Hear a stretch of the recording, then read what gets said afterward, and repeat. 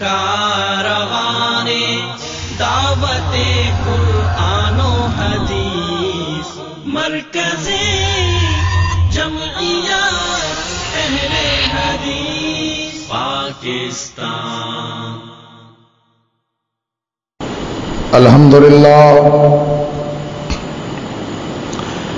الحمدللہ نحمده ونستعینه ونستغفره ونؤمن به ونتوکل علیہ ونعوذ باللہ من شرور انفسنا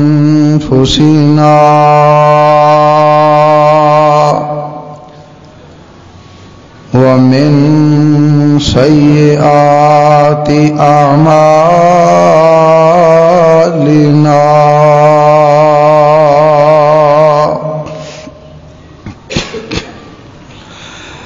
من يهده الله فلا مضل له ومن يضلله فلا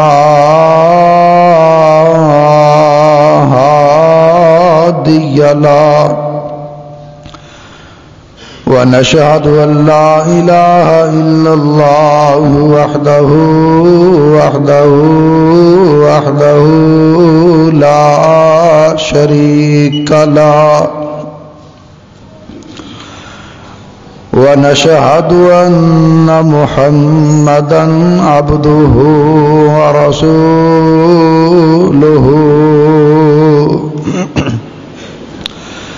أما بعد فإن خير الحديث كتاب الله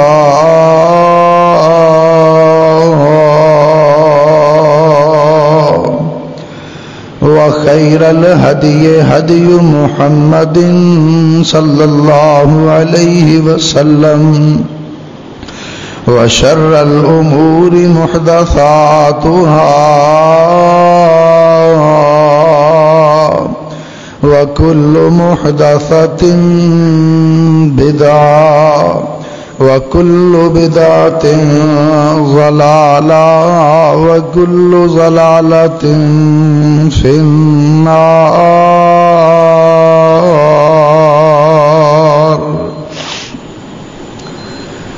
اللهم صل على محمد وعلى آل محمد كما صليت على إبراهيم وعلى آل إبراهيم إنك حميد مجيد. اللهم بارك على محمد وعلى آل محمد كما باركت على إبراهيم وعلى آل إبراهيم إنك حميد مجيد. رب اشرح لي صدري ويسر لي أمري واحلل عقدة من لساني يفقهوا قولي. رب زدني علما رب زدني علما رب زدني علما. قال الله تبارك وتعالى في كلامه المجيد والفرقان الحميد. أعوذ بالله من الشيطان الرجيم. بسم الله الرحمن الرحيم.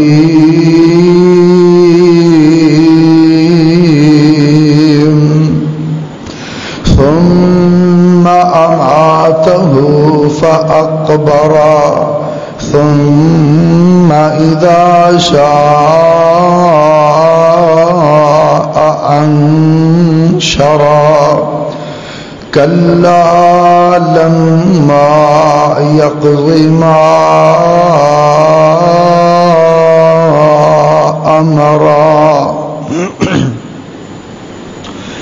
صدق اللہ العظیم و صدق رسولہ النبی الکریم.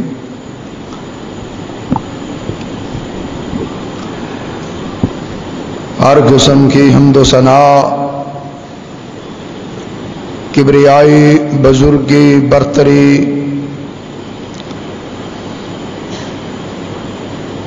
اللہ رب العزت کے لیے ہے، جو ساری کائنات کا اکیلا ہی بنانے والا اور اکیلا ہی اس کا نظام چلانے والا ہے.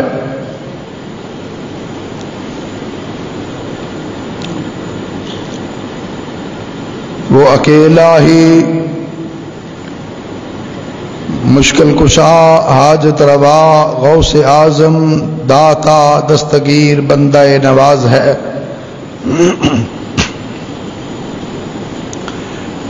ہر قسم کے نفع اور نقصان کا مالک ہے وہ،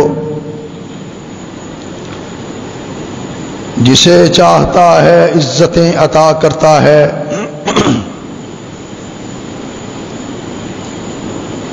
جسے چاہتا ہے ذلتوں سے ہمکنار کر دیتا ہے.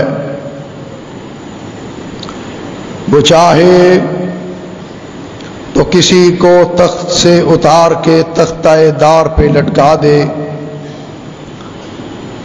اور چاہے تو کسی کو تختہ دار سے اتار کے تخت پہ بٹھا دے. کوئی اس کو پوچھنے والا نہیں. اس کے اقتدار میں، اس کے اختیار میں کوئی اس کا ساجی نہیں، کوئی اس کا شریک نہیں، کوئی اس کا ہمسر نہیں. اللہ کی حمد و ثنا کے بعد درختوں کے پتوں، پھولوں کی پتیوں، پانی کے قطرات، ریت کے ذرات سے بھی زیادہ درود و سلام آمینہ کے لال، پیکر حسن و جمال، پوری کائنات کے سردار جناب محمد الرسول اللہ صلی اللہ علیہ وسلم کی ذات اقدس و مقدس پر، کہ جن جیسا خوبصورت، جن جیسا خوبصیرت آج تک نہ کسی ماں نے جنا ہے اور نہ قیامت تک کوئی ماں جنم دے سکتی ہے. وہ چندہ کا روپ، وہ درتی سروپ، وہ مثل آفتاب و مہتاب، کہ جسے رب ذوالجلال نے نبیوں کا امام، نبیوں کا نبی، کائنات کے سردار اور ساری کائنات کے لیے رحمت بنا کر مبعوث فرمایا. اس کے بعد کروڑوں رحمتیں ہوں حضرات صحابہ کرام، ازواج مطہرات، ائمہ اہل بیت، سلف صالحین اور ہمارے والدین پر.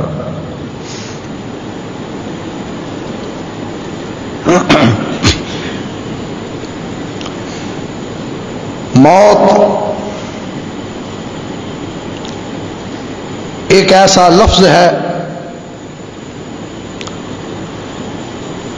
موت ایک ایسا عنوان ہے جس پر کسی مذہب کو، کسی فرقے کو، کسی رنگ کو، کسی نسل کو کوئی اعتراض نہیں.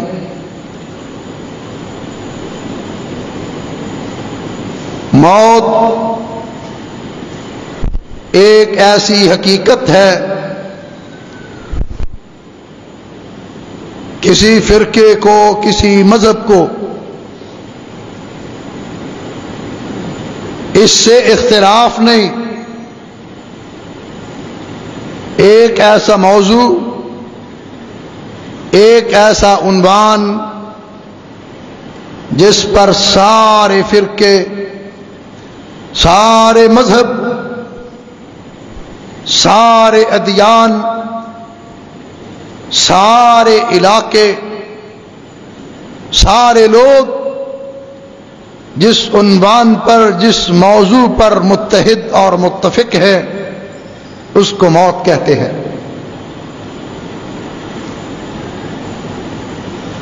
موت اٹل ہے، موت ایک حقیقت ہے،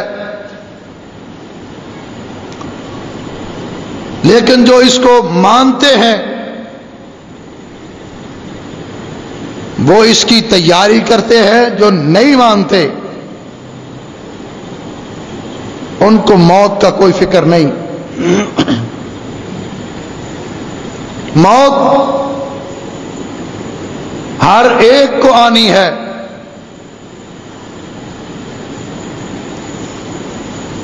چاہے نبی ہو، چاہے ولی ہو، چاہے صحابی ہو،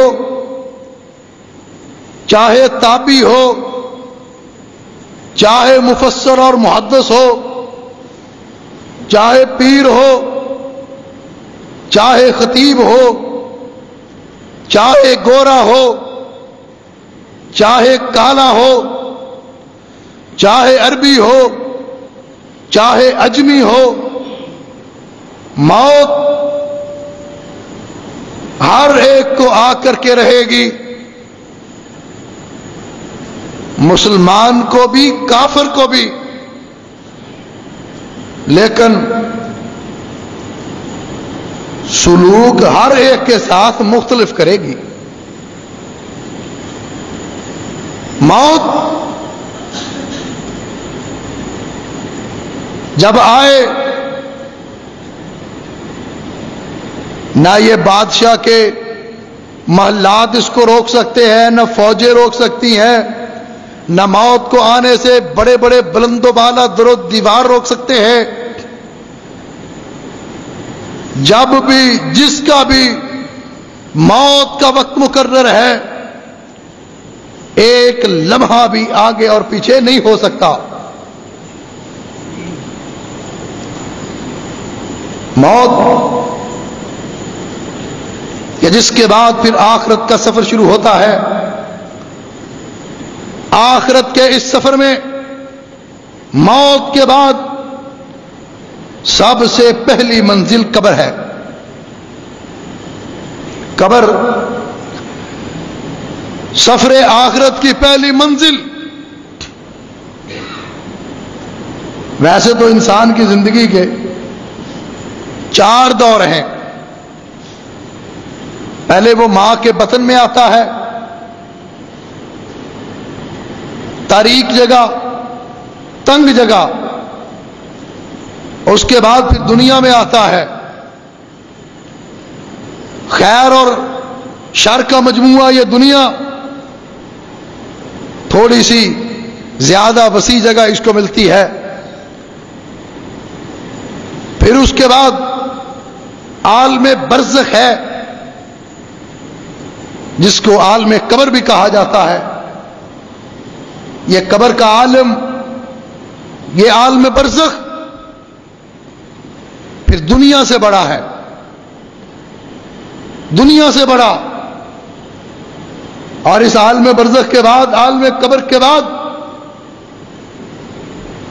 عالم حشر ہے، جہاں انسان کو ابدی ٹھکانہ ملے گا۔ اگر کرتوت اچھے ہوئے اللہ جنت عطا کر دیں گے، اگر نہ اچھے ہوئے تو ٹھکانہ جہنم بن جائے گا۔ دعا کیا کرو، اللہم ادخلنا الجنہ واجرنا من النار۔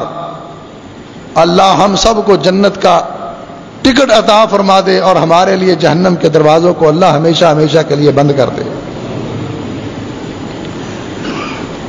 یہ رمضان المبارک کا مہینہ برکتوں کا، رحمتوں کا، مغفرتوں کا، معافی کی سیل لگی ہوئی۔ آؤ اس کے اندر غور کرو کہ مرنے کے بعد پہلی منزل کیسی ہوگی۔ پہلی منزل قبر۔ ایک دن حضرت عثمان غنی رضی اللہ تعالی عنہ ایک قبر پر گئے، رونا شروع کر دیا، آنکھوں سے آنسوؤں کی لڑی جاری ہوئی، اتنا روئے داڑھی تر ہو گئی۔ ساتھی عرض کرتے ہیں اے عثمان غنی رضی اللہ تعالی عنہ، جہنم کا ذکر آئے آپ اتنا نہیں روتے، آگ کا ذکر آئے آپ اتنا نہیں روتے، عذاب کا ذکر آئے آپ اتنا نہیں روتے، قبر کو دیکھ کر آپ کی ہچکیاں بچ جاتی ہیں، معاملہ کیا ہے؟ حضرت عثمان غنی رضی اللہ تعالی عنہ نے ارشاد فرمایا قبر آخرت کے سفر میں پہلی منزل ہے، آخرت کے سفر میں پہلی گھاٹی ہے، اگر یہ صحیح ہو گئی باقی سارا سفر صحیح ہو جائے گا، اور اگر یہ منزل خراب ہوئی، اگر یہ منزل ہی ٹھیک نہ ہوئی تو باقی سارے سفر کے اندر خرابی ہی خرابی نظر آتی ہے۔ اور یہ قبر جب اس میں بندہ جاتا ہے، چاہے نیک ہوتا ہے چاہے بد ہوتا ہے، ایک مرتبہ اس کو قبر ضرور دبوچتی ہے قبر۔ نیک آدمی کو سمجھ لو گلے لگاتی ہے اور برے کو دبوچ لیتی ہے، پکڑتی ہے قبر۔ نسائی شریف کے اندر حضرت عبداللہ بن عمر رضی اللہ عنہما راوی ہے،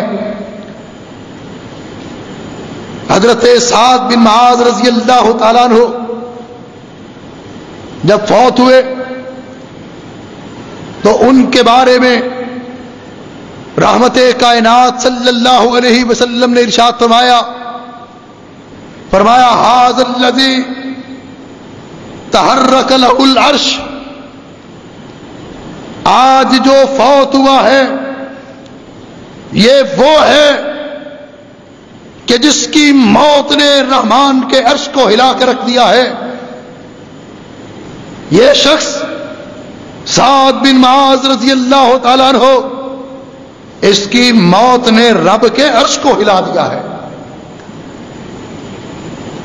وفتحت لہ ابواب السماء،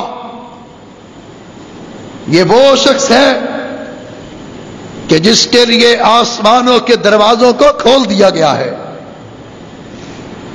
وشہدہ سبعون الفا من الملائکہ، سعد بن معاذ رضی اللہ عنہ وہ ہے کہ جس کے جنازے میں شرکت کے لیے 70,000 فرشتوں کی جماعت آئی ہے۔ 70,000 فرشتے جس کے جنازے میں شریک ہیں۔ لقد ضم ضمۃ ثم فرج عنہ، اس کے باوجود قبر نے حضرت سعد بن معاذ کو دبوچ لیا، ثم فرج عنہ، پھر اس کے بعد چھوڑ دیا۔ حضرت عائشہ رضی اللہ تعالی عنہا فرماتی ہے کہ اگر قبر دبوچتی نہ ہوتی تو حضرت سعد بن معاذ کو کبھی نہ دبوچتی۔ ہر آنے والے کو قبر نے دبوچنا ہے، ہر آنے والے کو دبوچتی ہے۔ اور حضرت سعد بن معاذ رضی اللہ تعالیٰ عنہ کتنے بڑے صحابی، کتنے جلیل القدر صحابی کہ اللہ کا عرش ہل گیا، آسمانوں کے دروازے کھل گئے، 70,000 فرشتے جنازے میں شریک ہوئے۔ امام ترمذی رحمت اللہ علیہ نے لکھا ہے اتنے بڑے صحابی قبر نے پھر بھی دبوچا، غلطی کیا تھی؟ پیشاب کی چھینٹوں سے احتیاط نہیں کیا کرتے تھے، پیشاب کی وجہ سے امام ترمذی رحمت اللہ علیہ نے لکھا قبر ہر ایک کو دبوچتی ہے۔ مسلمان کو بھی دبوچتی ہے، کافر کو بھی دبوچتی ہے۔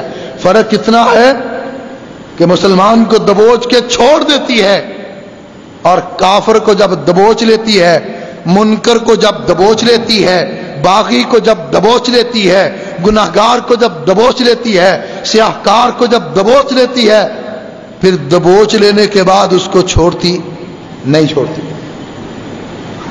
مدینہ منورہ کے اندر ایک بچہ فوت ہوا، چھوٹا سا بچہ۔ اللہ کے رسول صلی اللہ علیہ وسلم اس کی قبر پہ کھڑے، فرمایا قبر نے اس معصوم بچے کو دبوچ لیا ہے، اگر کوئی قبر کے دبوچنے سے بچ سکتا، آقا فرماتے ہیں یہ بچہ قبر کے دبوچنے سے بچ سکتا۔ بچہ بھی نہیں بچتا، بڑا بھی نہیں، جوان بھی نہیں۔ اور قبر، بندہ قبر میں جاتا ہے، قبر میں اتارتے ہیں، قبر میں اتارنے والے واپس پلٹ رہے ہوتے ہیں، اللہ اس کی روح کو اس کے جسم میں دوبارہ داخل فرماتے ہیں، دوبارہ داخل فرماتے ہیں۔ وہ جانے والوں کے قدموں کی آوازوں کو سنتا ہے لیکن کر کچھ نہیں سکتا۔ منکر نکیر دو فرشتے آتے ہیں، ایک نیلے رنگ کا، ایک سیاہ رنگ کا، آ کر کے اس سے سوال و جواب شروع ہوتے ہیں۔ سوال ہوتا ہے من ربو کا، بتا تیرا رب کون ہے۔ دوسرا سوال ہوتا ہے ما دینوں کا، تیرا دین کیا ہے۔ تیسرا سوال ہوتا ہے ما کنت تقول فی ھذا الرجل لمحمد، تو اس شخص کے بارے میں جس کو محمد صلی اللہ علیہ وسلم کہتے ہیں تو کیا کہتا ہے، کیا جانتا ہے۔ اب اگر تو وہ اللہ کو اپنا رب مانتا رہا، اللہ کو اپنا مشکل کشا، حاجت روا مانتا رہا، اللہ کو اپنا غوث اعظم مانتا رہا، اللہ کو اپنا داتا مانتا رہا، اللہ کو سارا کچھ مانتا رہا، تو وہ کہے گا اللہ ربی، میرا پالنے والا اللہ ہے، مجھے رزق دینے والا اللہ ہے، میری مشکلوں کو دور کرنے والا اللہ ہے، میری مصیبتوں کو دور کرنے والا اللہ ہے، میری پریشانیوں کو دور کرنے والا اللہ ہے۔ وہ یہ جواب دے دے گا، اس سوال کے جواب کے اندر وہ کامیاب ہو جائے گا۔ اور دوسرا سوال ہوگا ما دینوں کا، تو زندگی کس دین کے مطابق گزار کے آیا، تیری زندگی کیسے گزری۔ اگر تو وہ یورپ کے تہذیب و ثقافت کے مطابق زندگی گزارتا رہا، اگر ہندوؤں کے کلچر کے مطابق اپنی زندگی گزارتا رہا، اگر وہ غیر مسلموں کے طور طریقے کو اپناتا رہا، اپنے گھر کے اندر، اپنے کاروبار کے اندر، اپنی معیشت کے اندر، اپنے لیل و نہار کے اندر غیروں کے طریقوں کو اپناتا رہا، غیروں کے طریقوں کو دیکھتا رہا، تو یہ سوال بھول جائے گا، اس کو نہیں پتا چلے گا اس سوال کا جواب کیا ہے۔ لیکن اگر کوئی اپنی زندگی اسلام کے مطابق گزارتا رہا، اسلام کے احکامات کو مانتا رہا، اسلام کے احکامات کو تسلیم کرتا رہا، اپنی معیشت بھی، اپنی معاشرت بھی، اپنی خاندانی زندگی بھی، اپنی گھریلو زندگی بھی، اپنی کاروباری زندگی بھی اسلام کے مطابق گزارتا رہا، وہ کہے گا الاسلام الدینی، اسلام میرا دین ہے، اسلام کے مطابق میں نے زندگی گزاری، اسلام کے مطابق میں نے اپنی زندگی کو گزار کے آیا ہوں۔ اور یہ سوالوں کے جواب ہوئے، جس نے سوالوں کے جواب دیے اس کو کہا جائے گا وہ سارے سوالوں کے جواب دے دیے، تجھے کہاں سے پتا چلا۔ بندہ کہے گا قرأت کتاب اللہ فآمنت به وصدقت، میں نے اللہ کے قرآن کو پڑھا، میں اس پر ایمان لایا اور اس کی میں نے تصدیق کی۔ اللہ کے قرآن کو پڑھا، قبر کے اندر بندہ یہ بات کہے گا۔ آج ذرا غور کرو کتنے لوگ ہیں، کتنے شخص ہیں جو قرآن کو روزانہ پڑھتے ہیں، کتنے ہیں جو قرآن کی تلاوت کرتے ہیں، کتنے ہیں جو قرآن کا ترجمہ پڑھتے ہیں، کتنے ہیں جو قرآن کی تفسیر پڑھتے ہیں۔ آؤ ذرا دیکھو کتنے ہیں جو اپنے بچوں کو قرآن پڑھاتے ہیں، جو اپنے بچوں کو قرآن سکھاتے ہیں۔ ہمیں بچے کے اسکول جانے کا بڑا فکر ہے، ہمیں بچے کے اکیڈمی جانے کا بڑا فکر ہے، ہمیں بچے کے ٹیوشن جانے کا بڑا فکر ہے۔ اگر نہیں فکر تو بچے کے قرآن پڑھنے کا فکر نہیں ہے، بچے کے ترجمہ اور تفسیر پڑھنے کا فکر نہیں ہے۔ جس نے قبر میں کام آنا اس کا کوئی فکر نہیں. بندہ یہ سوالوں کے جواب دے کر کیا کہے گا؟ وہ کہیں گے تو نے کہاں سے سیکھا؟ کیا وہ کہے گا جناب میں نے پی ایچ ڈی کی تھی کیمسٹری کے اندر، میں نے وہاں پڑھا تھا؟ کیا وہ کہے گا میں نے ایم اے کیا تھا بیولوجی کے اندر، میں نے وہاں پڑھا تھا؟ کیا کہے گا میں نے ایم ایس سی کی تھی میتھ کے اندر، وہاں پڑھا تھا؟ نہیں نہیں نہیں.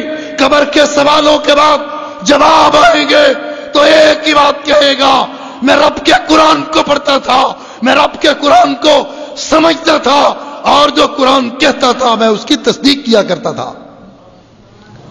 قرآن کی بات کرے گا، تیرے بکن اسکولوں کی بات نہیں کرے گا، اور تیرے انگلش میڈیم کی نہیں کرے گا. اللہ کے قرآن کی بات کرے گا، کتاب اللہ کی بات کرے گا. پڑھاؤ، لیکن اس کا مطلب یہ نہیں کہ دنیا کے پیچھے اتنے لگ جاؤ. صبح 7 بجے بچوں کو اٹھاؤ، 7:30 انہوں نے اسکول جانا، 1 بجے واپس آئیں گے، 1:30 بجے کھانا کھا کے 2 بجے آرام کریں گے، 3 بجے اکیڈمی چلے جائیں گے، شام کو آئیں گے بچوں جلدی سو جاؤ، تم نے صبح اٹھ کر پھر اسکول جانا. کسی والدین کو بچوں کی نماز کا فکر نہیں ہے، بچوں کے قرآن کا فکر نہیں ہے، بچوں کے تلاوت کا فکر نہیں ہے، بچوں کے دین سیکھنے کا فکر نہیں ہے. کتنا ٹائم رکھا ہم نے بچوں کو دین سکھانے کے لیے، کتنا وقت دیا ہم نے، خود کتنا وقت دیا اور استاد کے لیے کتنا وقت دیا. آج ایک سبجیکٹ پڑھانے کے لیے گھر کے اندر استاد آتا ہے، 5-5 ہزار فیس لیتا ہے، اور قاری بیچارہ آج ایک گھر پڑھانے کے لیے اگر غلطی سے اس کو گھر لگوا بھی لیا جائے، غلطی سے 500 روپیہ دیں گے 10 بچوں کا، 10 بچوں کا 500 روپیہ. اور قاری صاحب، مولوی صاحب، قرآن کی یہ اہمیت آپ کے دلوں میں، قرآن کی یہ قدر آپ کے دلوں کے اندر، وہ یہ جواب دے گا. اور پھر اس کے بعد جس نے سوالوں کے جواب صحیح دے دیے، حدیث پاک کے اندر آتا ہے جہنم کا ایک سوراخ اس کو دکھایا جاتا ہے، سوراخ میں سے جہنم کہ جہنم کے شعلے ایک دوسرے کو کھا رہے ہوں گے، اور اس کو کہا جائے گا کہ اللہ نے تجھ پر احسان کر دیا، تو بچ گیا، ورنہ تیرا یہ ٹھکانہ تھا. اگر تو دین پہ نہ چلتا، رب کی توحید کو نہ مانتا، آمینہ کے لال کی رسالت کو نہ مانتا، آمینہ کے در یتیم کی ختم نبوت کو نہ مانتا، تیرا یہ ٹھکانہ تھا، اب تیرا یہ ٹھکانہ نہیں. دوسری طرف سے جنت کا ایک سوراخ کھولا جائے گا، کھڑکی کھولی جائے گی، اس میں سے اس کو دکھایا جائے گا سر سبز و شاداب جنت ہے، کہیں باغات ہیں، کہیں پھل ہیں، کہیں اناج ہے، ٹھنڈی ہوائیں، خوشبودار ہوائیں جنت سے آ رہی ہوں گی. فرشتے کہیں گے اب یہ تیرا ٹھکانہ ہے اور تو قیامت تک اس کو دیکھتا رہے گا، تیرا یہ ٹھکانہ ہے اب. اور یہ ٹھکانہ اللہ کے رسول صلی اللہ علیہ وسلم نے فرمایا جب قبر پہ میں بندہ جاتا ہے تو صبح و شام اس کو یہ ٹھکانہ دکھایا جاتا ہے. صبح و شام جہنمی کو جہنم دکھایا جاتا ہے اور جنتی کو جنت دکھایا جاتا ہے. اور اسی طرح اللہ کے رسول صلی اللہ علیہ وسلم ایک قبر کے کنارے بیٹھے ہوئے، رحمت کائنات صلی اللہ علیہ وسلم ہے، قبر کے کنارے تشریف فرما، آنکھوں سے آنسو جاری، اتنا روئے قبر کے کنارے بیٹھ کر، آقا اتنا روئے، حدیث کے اندر آتا ہے جہاں بیٹھے تھے وہ مٹی تر ہو گئی. فرمایا میرے بھائیوں اس قبر کی تیاری کرو، اس قبر کی تیاری کرو، اس میں آنے کی فکر کرو. اس لیے فکر کرو کہ رسول مکرم صلی اللہ علیہ وسلم نے فرمایا بندہ فوت ہوتا ہے وہ میت کے ساتھ 3 چیزیں جاتی ہے، اہلہ، عملہ و مالہ. جب اس کو قبر کے اندر لٹا دیا جاتا ہے، دفنا دیا جاتا ہے، اوپر مٹی ڈال دی جاتی ہے، مٹی ڈالنے کے بعد آقا فرماتے ہیں یرجع اہلہ و مالہ، اس کا اہل و عیال، اس کے بیوی بچے، اس کے ماں باپ، اس کے بہن بھائی، اس کی اولاد، اس کے رشتہ دار، اس کے عزیز و اقارب، اس کے ساتھ محبت کرنے والے، اس کے ساتھ پیار کرنے والے کہ جن کے لیے وہ رشوتیں لیتا رہا، جن کے لیے وہ ملاوٹیں کرتا رہا، جن کے لیے جھوٹ بولتا رہا، جن کے لیے جناب قتل و غارت کرتا رہا، جن کے لیے بدکاری کرتا رہا، جن کے لیے اس نے رب کو رب نہ سمجھا، جن کے لیے اس نے رسول کو رسول نہ سمجھا، جو اپنی اولاد سے پیار کرتا رہا اور اپنی اولاد کو پالنے کے لیے، ان کی پرورش کے لیے، ان کے آسائش و آرام کے لیے کوئی اس نے گناہ نہ دیکھا، کوئی اس نے نیکی نہ دیکھی، کوئی اس نے سچ نہ دیکھا، کوئی اس نے جھوٹ نہ دیکھا، کوئی اس نے حق نہ دیکھا، کوئی اس نے باطل نہ دیکھا، بس اس کو اولاد کی محبت دامن گیر تھی۔ لیکن یہی اولاد ہے قبر میں اتارنے کے بعد آقا نے فرمایا اس کی اولاد اس کو قبر میں چھوڑ کر واپس آ جائے گی۔ کتاب اللہ حدیث مصطفیٰ کی ترجمان، مرکزی جمعیت اہل حدیث پاکستان۔